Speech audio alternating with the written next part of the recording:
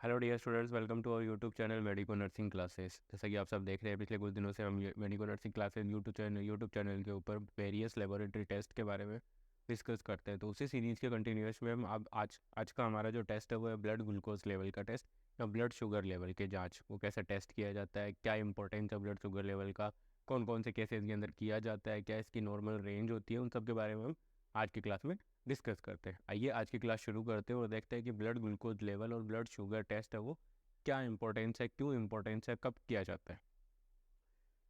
First one हम देखते हैं कि ब्लड ग्लूकोज टेस्ट। तो ब्लड ग्लूकोज टेस्ट की बात करें तो ग्लूकोज क्या है, एक मोनोसाइक्राइड है। हम सब जानते हैं मोनोसाइक्राइड मतलब सिंपल, जो ग्लूकोज का सबसे सिंपलेस्ट पार्ट होता है या सबसे ईजीएस्ट जो डाइजेशन के लिए हेल्पफुल होता है वो होता है आपका मोनोसैकेराइड।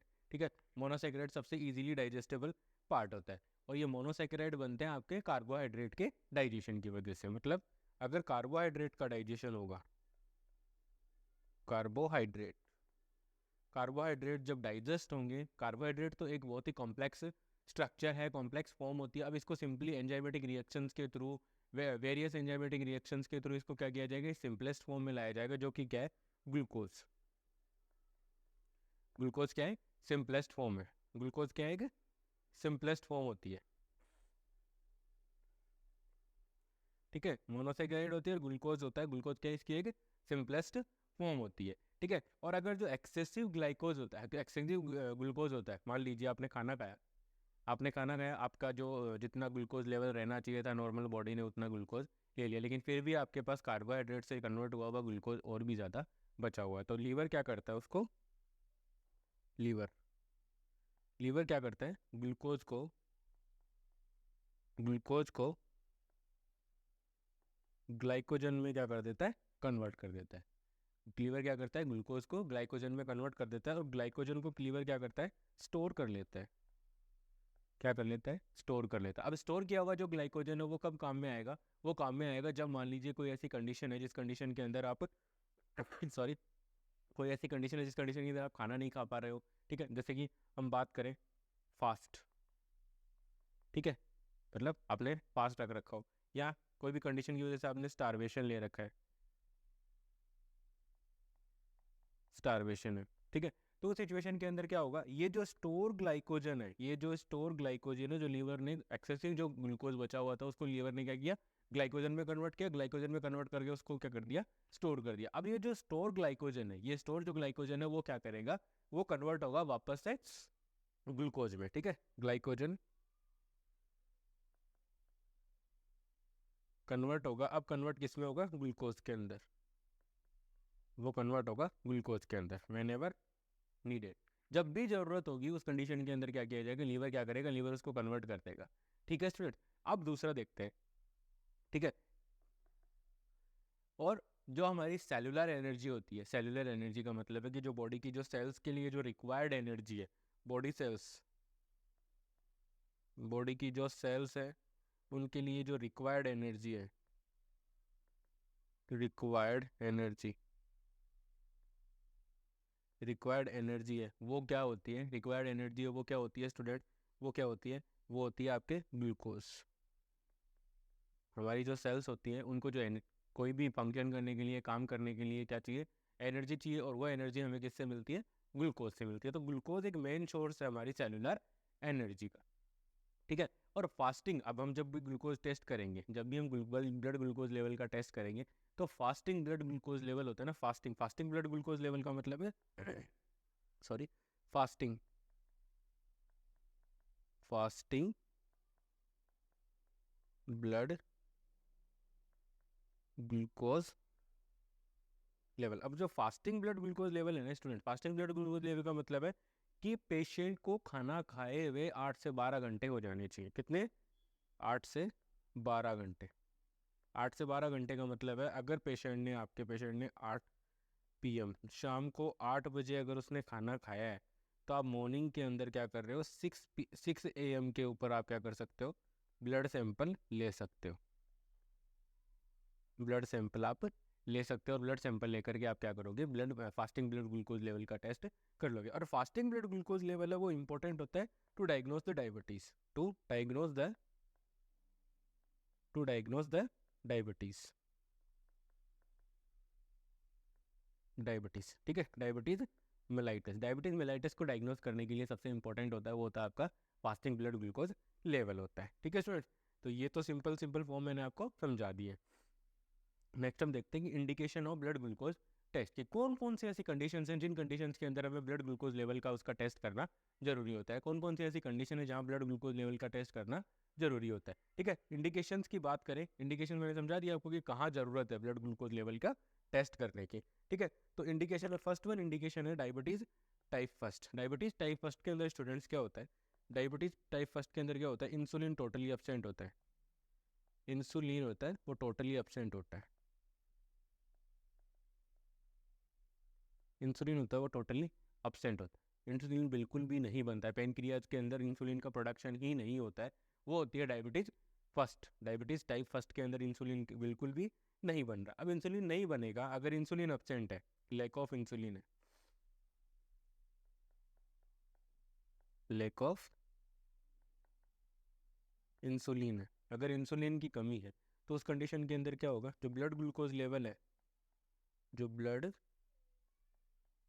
ग्लूकोज लेवल है वो क्या मिलेगा आपको, इंक्रीज मिलेगा।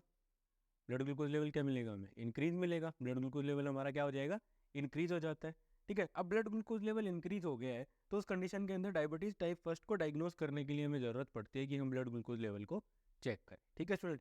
डायबिटीज टाइप टू की अगर मैं बात करूँ स्टूडेंट्स, डायबिटीज टाइप टू की बात करें, अगर हम टाइप टू की बात करें तो टाइप टू के अंदर क्या होता है, देखो डायबिटीज मेलाइटस सेकेंड, डायबिटीज इसके अंदर क्या होता है, डायबिटीज मेलाइटस सेकेंड के अंदर या डायबिटीज टाइप टू के अंदर क्या होता है, deficit deficit insulin production, deficit insulin production. Deficit insulin production का मतलब है कि इंसुलिन का प्रोडक्शन तो हो रहा है, पेनक्रियाज से इंसुलिन का क्या हो रहा है, प्रोडक्शन तो हो रहा है, लेकिन प्रोडक्शन हो रहा है लेकिन जितना रिक्वायर्ड है, जितना रिक्वायर्ड है हमारी बॉडी के ग्लूकोज और बॉडी के ब्लड ग्लूकोज लेवल को मेंटेन करने के लिए जितना हमें रिक्वायर्ड है उतना प्रोडक्शन नहीं हो रहा है, तो वो होती है डायबिटीज टाइप टू। अब डायबिटीज टाइप टू के अंदर क्या होता है स्टूडेंट्स की, ठीक है, इसमें क्या होता है इंसुलिन का प्रोडक्शन है वो बहुत ही कम होता है, कम हो रहा है तो हमें क्या करना पड़ेगा, ठीक है, कम होगा तो ब्लड ग्लूकोज लेवल है वो क्या कर देता है, हाई हो जाता है, तो इसको डायग्नोस करने के लिए भी हमें क्या करना पड़ेगा, ब्लड ग्लूकोज लेवल का टेस्ट करना पड़ता है, ठीक है स्टूडेंट्स। दोनों मैंने आपको समझा दिए। थर्ड वन पे चलते हैं, थर्ड वन पे जाते हैं, तो थर्ड वन में हम देखेंगे, थर्ड वन में है प्रेगनेंसी। प्रेगनेंसी के अंदर क्या होता है स्टूडेंट्स की जो इंसुलिन है उसकी रेसिस्टेंस डेवलप हो जाती है, प्लेसेंटा, इसमें क्या होता है, एक हार्मोन होता है placental lactogen hormone, placental lactogen hormone होता है, ठीक है। प्लासेंटल लैक्टोजन हार्मोन ये एक हार्मोन होता है, वो रिलीज कहाँ से होता है, release from placenta, release from placenta, ये प्लासेंटा से रिलीज होता है, और प्लासेंटा से रिलीज क्या करता है, ये कोज इंसुलिन रेसिस्टेंस, कोज इंसुलिन रेसिस्टेंस, ये क्या करता है, इंसुलिन की रेसिस्टेंस कोज कर देता है। और इंसुलिन की रेसिस्टेंस कोज हो गई, अगर हमारी बॉडी की सेल्स के अंदर अगर इंसुलिन की रेसिस्टेंस अगर कोज हो गई है तो इंसुलिन की रेसिस्टेंस कोज होने की वजह से स्टूडेंट्स क्या होगा, ठीक है, यहाँ पर क्या होता है, इंसुलिन तो कंप्लीट है, अब इंसुलिन तो एक जो जितना रिक्वायर्ड अमाउंट होता है उसके अंदर है, लेकिन इंसुलिन की क्या होगी, रेसिस्टेंस होगी, तो क्या होगी, सेल्स, जो बॉडी की जो सेल्स हैं वो क्या नहीं करेंगी, रेस्पॉन्ड नहीं करेंगी, cells resist to insulin, cells क्या करेंगे, इंसुलिन की तरफ से रेसिस्ट होगी। अब इंसुलिन की तरफ से रेसिस्ट होगी तो क्या होगी, ब्लड ग्लूकोज लेवल है वो ऑटोमेटिकली हाई हो जाता है, क्योंकि आप सब जानते हैं कि इंसुलिन क्या करता है, इंसुलिन क्या करता है, ग्लूकोज को सेल के अंदर ट्रांसफर करता है, इंसुलिन क्या करता है, ग्लूकोज को सेल के अंदर ट्रांसफर कर देता है। जैसा कि हम बात करें, ये कोई सेल बना लेते हैं अपन, ये इसका न्यूक्लियस आ गया, ठीक है, बाहर में बात करूं, ये हो गया हमारा इंसुलिन, ठीक है, ये हो गया हमारा इंसुलिन, और ये है हमारा ग्लूकोज, ये हो गया हमारा ग्लूकोज। अब ये क्या होगा, अब यहाँ पर होगा क्या, अब यहाँ पे होगा ये, ठीक है, ये इंसुलिन है, ये इसके साथ होगा बाइंड, इंसुलिन एक दूसरे के साथ ये बाइंड होंगे और ये दोनों मिल करके चले जाएंगे यहाँ पे अंदर की तरफ। ये दोनों कहाँ चले जाएंगे? अंदर की तरफ चले जाते हैं। ठीक है, ये दोनों मिलके चले जाएंगे अपने अंदर की तरफ। ठीक है, ये चले जाएंगे अपने अंदर की तरफ चले जाते हैं, इन दोनों को उठाएंगे यहाँ से और ये अंदर की तरफ चले जाते हैं। ठीक है स्टूडेंट्स, आपको समझ में आया? अगर कोई भी डाउट है तो आप प्लीज़ मुझे कमेंट सेक्शन में ज़रूर बता सकते हैं। तो प्रेगनेंसी के अंदर किस प्रकार से ये आपका ब्लड ग्लूकोज लेवल है वो हाई हो जाता है, क्यों ज़रूरी है ब्लड ग्लूकोज, मैंने आपको बता दिया। क्योंकि प्लासेंटल हार्मोन है, प्लासेंटल लैक्टोजन हार्मोन होता है, जो क्या करता है आपकी बॉडी की जो सेल्स है, मदर की जो बॉडी की जो सेल्स होती है उनको क्या करता है, इंसुलिन की रेसिस्टेंस कॉज कर देता है, जिसकी वजह से इंसुलिन की जो डिमांड, इंसुलिन की जो रिक्वायरमेंट है वो क्या हो जाती है, बढ़ जाती है और ब्लड ग्लूकोज लेवल है वो क्या हो जाता है, हाई हो जाता है। इन केस नेक्स्ट हम बात करते हैं क्रिटिकल इलनेस। क्रिटिकल इलनेस की अगर स्टूडेंट्स आप बात करोगे, अगर आप क्रिटिकल इलनेस की बात करो तो क्रिटिकल इलनेस के अंदर क्या होता है, बॉडी पे स्ट्रेस होता है। क्रिटिकल इलनेस क्या कर रही है, क्रिटिकल क्रिटिकल इलनेस, अब क्रिटिकल इलनेस है किसी इंडिविजुअल को, मान लीजिए कोई भी क्रिटिकल इलनेस है, तो उसके अंदर क्या होगा, उसके अंदर उसकी बॉडी के अंदर क्या होगा, स्ट्रेस होगा। ठीक है, कॉज स्ट्रेस, स्ट्रेस कोज होगा। और स्ट्रेस कोज होता है तो हमारी एड्रिनल ग्लैंड से, एड्रिनल ग्लैंड से कॉर्टेक्स होता है उसका, और उस कॉर्टेक्स से कोर्टिसोल का रिलीज होता है, कोर्टिसोल। ठीक है, कोर्टिसोल हार्मोन है, हॉर्मोन्स है वो रिलीज होते हैं, कोर्टिसोल हॉर्मोन्स। कोर्टिसोल हार्मोन्स में दो हार्मोन आते हैं, मिनरेलोकॉर्टिकॉइड एंड ग्लूकोकॉर्टिकॉइड। मिनरेलोकॉर्टिकॉइड और ग्लूकोकॉर्टिकॉइड। अब ये ग्लूकोकॉर्टिकॉइड क्या कर देता है, ब्लड ग्लूकोज लेवल को, ब्लड शुगर लेवल,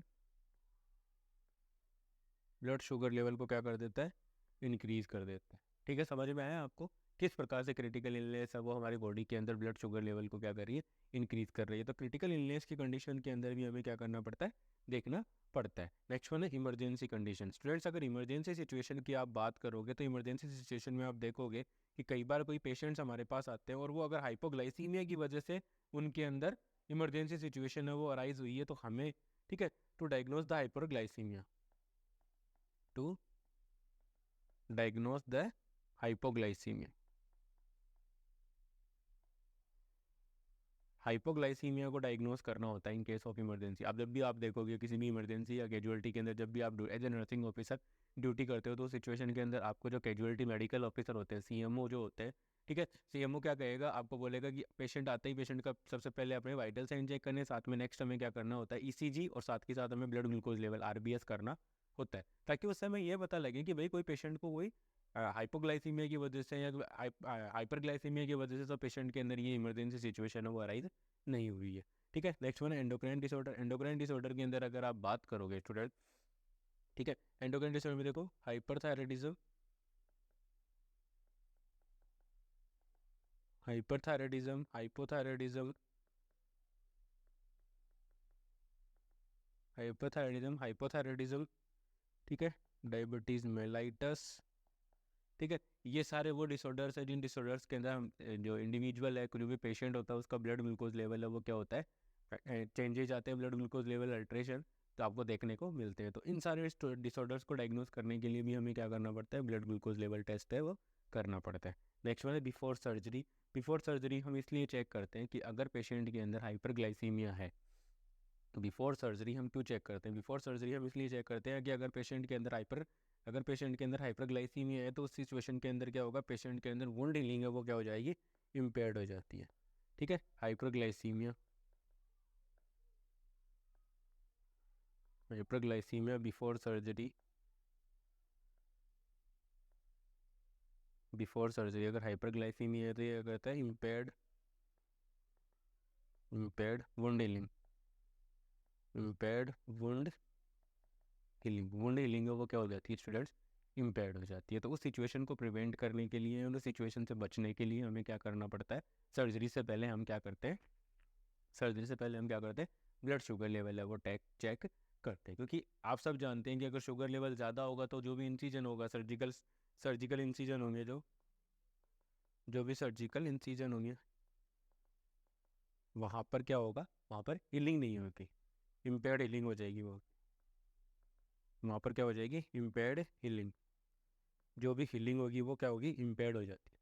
तो उस सिचुएशन के अंदर उस चीज़ को प्रिवेंट करने के लिए, हीलिंग को प्रमोट करने के लिए और हीलिंग को इम्पेयर्ड होने से बचाने के लिए हमें क्या करना पड़ता है, शुगर लेवल है वो चेक किया जाता है जब भी आप किसी पेशेंट को सर्जरी के लिए लेकर के या पोस्ट कर रहे हो, लेके जा रहे हो। ठीक है, तो ये है स्टूडेंट्स की कौन कौन सी कंडीशंस के अंदर शुगर लेवल है वो चेक किया जाता है। नेक्स्ट हम देखते हैं कि पेशेंट प्रिपरेशन। ठीक है, पेशेंट को कैसे प्रिपेयर करना है, कि जब हम पेशेंट को कैसे प्रिपेयर करना है, या फिर को क्या क्या बातों का हमें, कौन कौन सी बातों का हमें क्या करना है, ध्यान रखना है जब हम पेशेंट का ब्लड शुगर लेवल चेक करने जा रहे हैं। तो पेशेंट प्रिपरेशन के अंदर स्टूडेंट्स आप देखोगे कि पेशेंट प्रिपरेशन के अंदर हम देखें तो पेशेंट प्रिपरेशन में हमें क्या करना है, जब भी हम पेशेंट का ब्लड शुगर लेवल चेक कर रहे हैं तो हमें क्या करना है, पेशेंट को इंस्ट्रक्ट करना है कि आपको 8 से 12 घंटे के लिए फास्ट रखना है। 8 से 12 घंटे के लिए फास्ट रखने का मतलब है, अगर आपने कल रात को खाना खाया है, कल रात को अगर आपने 8 बजे खाना खाया है, 8 PM पे खाना खाया है, तो सुबह 6 AM पे हम क्या करेंगे, टेस्ट करेंगे। ठीक है, ब्लड सैंपल लेंगे। तो 8 से 12 घंटे की फास्टिंग है वो रिक्वायर्ड होती है ब्लड शुगर लेवल चेक करने के लिए, और ये डायबिटीज़ को डायग्नोसिस करने में भी हमारी मदद करता है। तो पहला तो इंस्ट्रक्शन यही हो गया कि भाई आपको 8 से 12 घंटे के लिए कुछ नहीं खाना, मतलब लास्ट आपने खाना 8 घंटे या 12 घंटे पहले खाया हुआ होना चाहिए। साथ के साथ हमें पेशेंट को ये बताना है, ये एक इंपॉर्टेंट लाइन है स्टूडेंट, इसको आप नोट कर लीजिएगा, हाईलाइट कर लीजिएगा। ये एक बहुत ही इंपॉर्टेंट लाइन है, इसमें आपको देखने को ये है, ये लाइन ये कह रही है स्टूडेंट्स कि अगर आपका पेशेंट डायबिटीज़ मेलाइटस का है, अगर आपका पेशेंट डायबिटीज़ मेलाइटस का है, डायबिटीज़ मेलाइटस का है, तो उस सिचुएशन के अंदर हमें क्या करना है, पेशेंट को बोलना है कि आपको जब आपका टेस्ट हो उससे पहले, जब तक आपका टेस्ट नहीं होता उससे पहले आप कोई भी इंसुलिन एडमिनिस्टर नहीं करोगे। नॉर्मली क्या होता है, खाने से पहले उनको इंसुलिन के लिए बारे में बताया जाता है, तो आपको कुछ भी नहीं खाना है तो आप इंसुलिन भी मत लगाना। अगर आप इंसुलिन लगा लेते हो या फिर sorry oral hypoglycaemic agent, oral hypoglycaemic medication से वो अगर ले लेते हो, तो उस सिचुएशन के अंदर क्या होगा, आपका ब्लड ग्लूकोज लेवल है वो क्या हो जाएगा, ड्रॉप हो जाएगा, फॉल हो जाएगा। तो उस सिचुएशन के अंदर अगर हम उस कंडीशन के अंदर क्या होगा, जब हम सैंपल लेंगे तो हमें तो ब्लड ग्लूकोज लेवल क्या मिलेगा, नॉर्मल मिलेगा। तो उस एरर को होने से बचाने के लिए हमें क्या करना है, पेशेंट को बोलना है कि जब आपका टेस्ट हो 8 से 12 घंटे पहले आपने जो भी आपका ओरल हाइपोग्लाइसेमिक एजेंट आपने लिया है या इंसुलिन लिया है, तो उसके बाद जब तक सैंपल नहीं लिया जाए तब तक आपको क्या नहीं करना है, कोई भी मेडिकेशन नहीं लेनी है, इंसुलिन नहीं लेना है, साथ के साथ में आपको कोई भी खाना भी नहीं खाना है। तो ये है कि जब तक सैंपल नहीं लिया जाए तब तक आपको ये ध्यान रखना है। तो ये है दो इंपॉर्टेंट पॉइंट है जो कि पेशेंट प्रिपरेशन से रिलेटेड इसमें आते हैं। नेक्स्ट वन है नॉर्मल ब्लड ग्लूकोज टेस्ट। ठीक है, नॉर्मल ब्लड ग्लूकोज की अगर आप बात करोगे तो फास्टिंग में अगर पेशेंट को अगर 8 से 12 घंटे हो गए खाना खाए, आखिरी बार खाना पेशेंट ने 12 घंटे पहले या 8 घंटे पहले खाया है, तो उस सिचुएशन के अंदर जब आप चेक कर रहे हो तो पेशेंट का जो ब्लड शुगर लेवल है वो आपको मिलेगा, कितना मिलेगा स्टूडेंट, वो आपको मिलेगा 70 to 99 mg/dl। ठीक है, 70 to 99 mg/dl आपको मिलने के चांसेस होते हैं। साथ के साथ में नेक्स्ट पॉइंट ये है कि हमारा कि पोस्ट पेरेंडियल, अब यहाँ पे आप एक वर्ड आ रहा है पोस्ट पेरेंडियल। पोस्ट पेरेंडियल का मतलब होता है कि पेशेंट आफ्टर हैविंग मील, आफ्टर हैविंग मील, खाना खाने के बाद, खाना खाने के बाद पेशेंट का जो ब्लड ग्लूकोज लेवल है वो कितना मिलना चाहिए हमें, 140 140 mg/dl है। तो ये क्या है, नॉर्मल है। ठीक है, अब हम बात करते हैं pre diabetic condition. Pre diabetic condition fasting के अंदर प्री डायबिटिक कंडीशन है। अगर आप फास्टिंग के अंदर ब्लड शुगर लेवल चेक कर रहे हो और पेशेंट का शुगर लेवल कितना आ रहा है, 100 आ रहा है, तो वो प्री डायबिटिक कंडीशन के अंदर आ चुका है।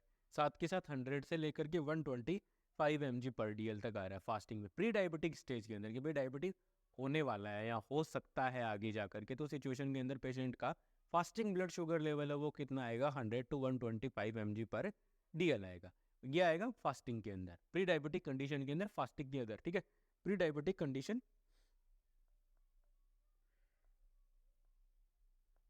Pre diabetic pre diabetic condition में फास्टिंग में आएगा 100 से लेकर के 125 mg/dl, ये आपको देखने को मिलेगा। और पोस्ट पेरेंडियल, खाना खाने के बाद उसका ब्लड शुगर लेवल आपको देखने को मिलेगा I am sorry 140 to 180 mg पर DL, 140 to 180 mg पर DL आपको ये देखने को मिलेगा। किस सिचुएशन के अंदर आपको ये देखने को मिलेगा? Post prandial pre diabetic stage के अंदर आपको मिलेगा। ठीक है, प्री डायबिटिक स्टेज के अंदर फास्टिंग है। प्री डायबिटिक स्टेज फास्टिंग के अंदर क्या हो रहा है स्टूडेंट? 100 से 125 के बीच में देखने को मिलेगा फास्टिंग में। और अगर वो खाना खाने के बाद चेक करते हैं और पेशेंट के अंदर प्री डायबिटिक कंडीशन है तो हमें 140 से 180 के बीच में ब्लड शुगर लेवल मिलने के चांसेस होते हैं। नेक्स्ट देखते हैं in case of diabetic condition के अंदर फास्टिंग ब्लड शुगर लेवल कितना होगा? डायबिटीज है पेशेंट को, उसमें फास्टिंग ब्लड शुगर लेवल कितना होगा? 126 mg पर DL से ज़्यादा मिलेगा। 126 mg पर DL से हमें क्या मिलेगा? ज़्यादा देखने को मिलेगा। 126 से mg पर DL से ज़्यादा देखने को मिल रहा है, इसका मतलब है कि पेशेंट के अंदर डायबिटीज़ है वो हो चुका है। फास्टिंग के अंदर ब्लड डायबिटीज़ है वो हो चुका है। और पोस्ट पेरेंडियल स्टेज की बात करें, अगर खाना खाने के बाद पोस्ट पेरेंडियल स्टेज की बात करें तो मोर देन 200, खाना खाने के बाद अगर 200 से भी ज़्यादा उसका खाना खाने के बाद अगर उसका पेशेंट का जो ब्लड शुगर लेवल है वो 200 या उससे ज़्यादा आ रहा है तो इसको हम कह सकते हैं कि ये एक डायबिटिक पेशेंट है। ठीक है स्टूडेंट, आई होप आप लोगों को समझ में आया हो। ठीक है, तो आप लोगों को ये समझ में आया हो। तो इसमें देखो सिंपल सा है। पहला क्या है? पहला हमारा यही है कि in case of diabetes mellitus के अंदर फास्टिंग, अगर आप किसी पेशेंट का फास्टिंग के अंदर ब्लड शुगर लेवल चेक करोगे तो 126 mg पर DL से क्या मिलेगा? ज़्यादा मिलेगा। ठीक है, 126 mg पर DL से। और अगर आप इसको PP पोस्ट पेरेंडियल चेक करोगे तो वो आपको मिलेगा मोर देन 200 mg पर DL मिलेगा। मोर देन 200 mg पर DL मिल रहा है। ठीक है, तो ये तो है डायबिटीज़ के अंदर। प्री डायबिटिक के अंदर क्या था? प्री डायबिटीज़ के अंदर क्या था? देखो, प्री डायबिटिक मेलाइटिस के अंदर फास्टिंग में कितना था? पेशेंट का ब्लड शुगर लेवल फास्टिंग में कितना था? 100 से लेके 125 mg पर DL तक। ये प्री डायबिटिक कंडीशन थी। और पोस्ट पेरेंडियल की बात करें, PP पोस्ट पेरेंडियल की बात करें तो 140 से लेकर के 180 mg पर DL।